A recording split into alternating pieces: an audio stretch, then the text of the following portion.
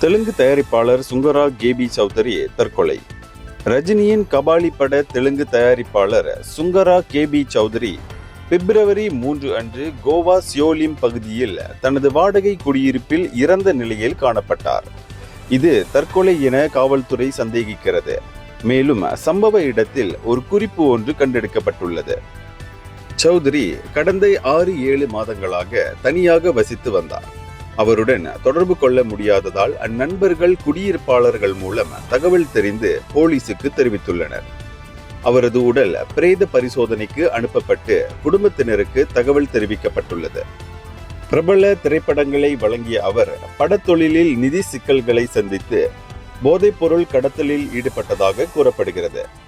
June 2023இல் 82.75 gram cocaine உடன் கைது செய்யப்பட்ட அவர் கோவாவில் பப் ஒன்றை நடத்தி பிரபலங்களுக்கு போதைப்பொருள் விற்பனை செய்ததாக தகவல்கள் தெரிவிக்கின்றன. இதில் போதைப்பொருள் மன்னன் எட்வின் நுனேஷுடன் தொடர்பு இருந்ததாகவும் கூறப்படுகிறது. அவரது மரணத்தை தொடர்ந்து விசாரணைகள் நடைபெற்று வருகிறது. இந்தியர்களின் இதய குரல் மக்களோசை.